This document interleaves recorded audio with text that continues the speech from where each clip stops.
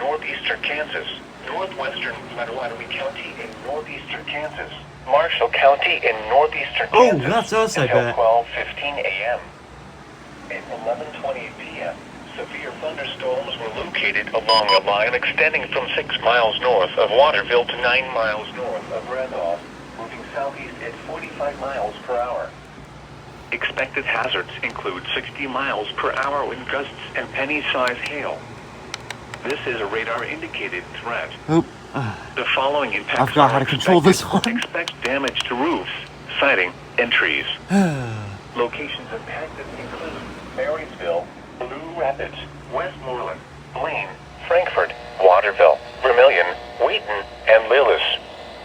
For your protection, move to an interior room on the lowest floor of a building.